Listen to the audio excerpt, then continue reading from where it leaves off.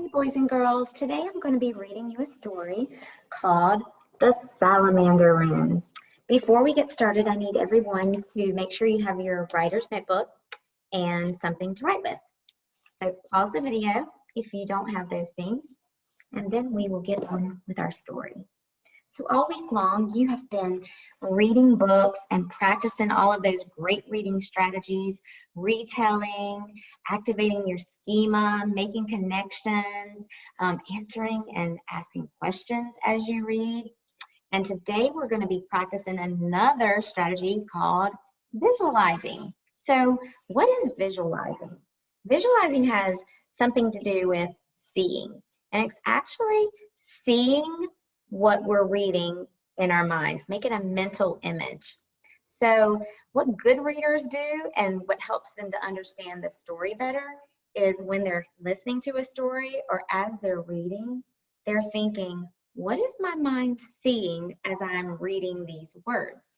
So we're going to practice that today, and it's fun because we get to actually draw the pictures that are going on in our mind. So let's go ahead and take your notebook. Let's just divide our paper in half because we're going to make two visualization drawings today. You can just put one up there and a two there. And when I stop the story and ask you, what is the visual image in your mind right now? That's when you're going to stop and draw. All right. Salamander Room by Anne Miser. So that's what a salamander looks like. You can activate that schema by thinking all the things that you know about salamanders. This story is about a little boy who actually finds a salamander and he wants to take it home and make it a pet and make a home for it.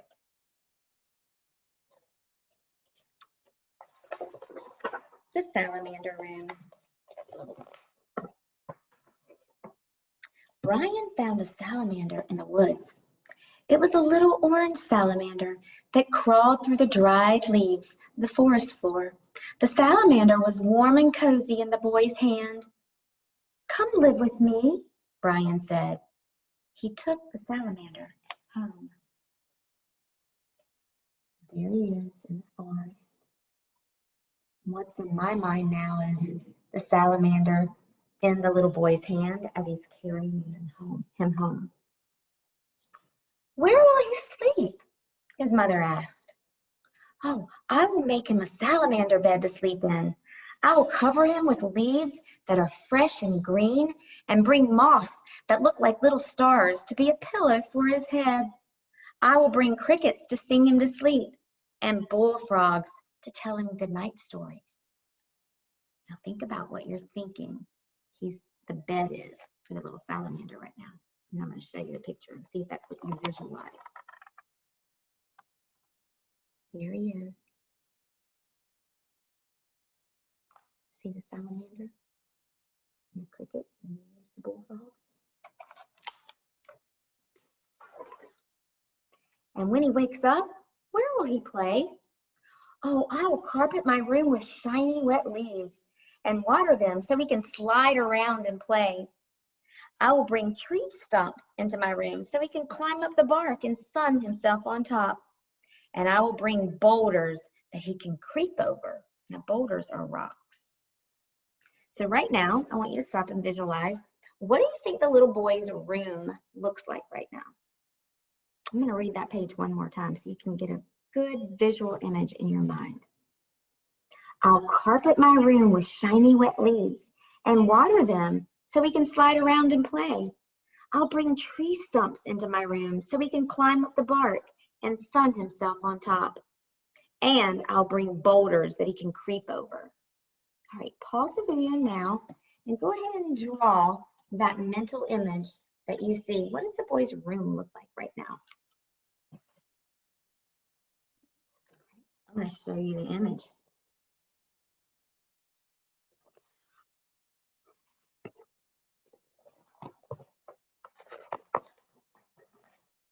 He will miss his friends in the forest. I'll bring the salamander friends to play with. They will be hungry. How will you feed them? I'll bring insects to live in my room, and every day I will catch some and feed the salamanders. And I will make little pools of water on top of the boulders so they can drink whenever they are thirsty. Look at this before. See the salamander drinking?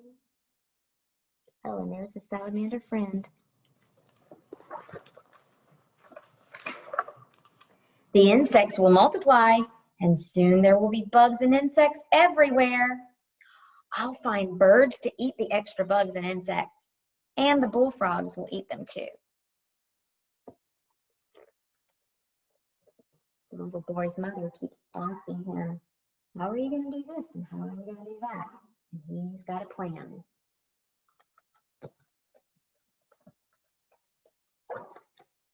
Where will the birds and bullfrogs live? I'll bring trees for the birds to roost in and make ponds for the frogs. Oh, wow. His room really looks like a forest now. Check this out. See, this is what you visualize.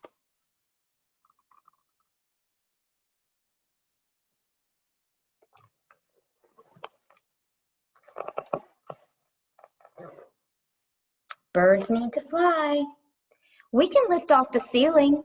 They will sail out in the sky, but they'll come back to my room when it's time for dinner because they'll know that I have the biggest, juiciest insects in here. So he's lifted the ceiling right off of the roof of his house. Here they are, all the animals.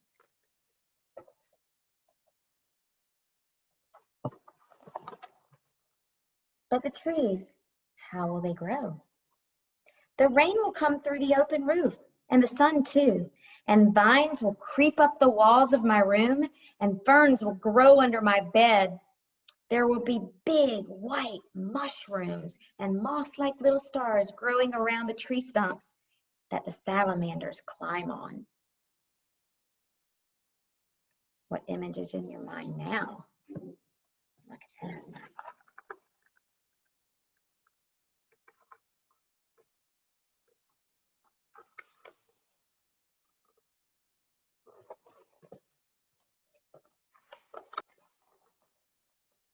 And you, where will you sleep?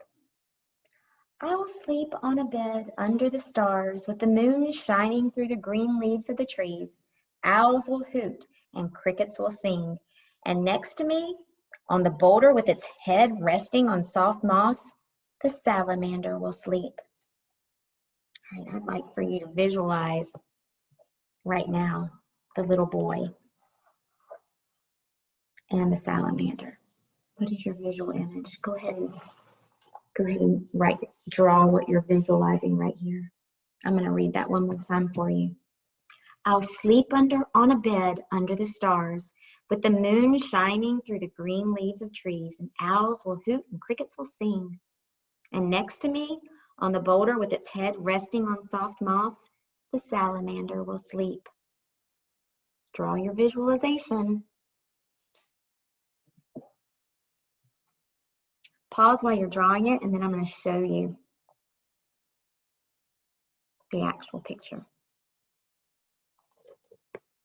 Here is the actual picture.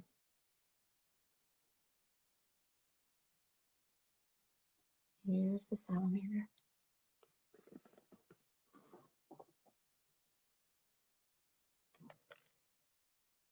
Now, why is it important to visualize while we're reading? When we make a visual image in our mind, it helps us understand the story better. Some stories have pictures, some stories don't. But creating your own movie in your mind is super important when you want to grow as a reader. So I would like for you to go to Epic now, choose a book, and as you're reading it, what mental images are coming in your head? Have fun.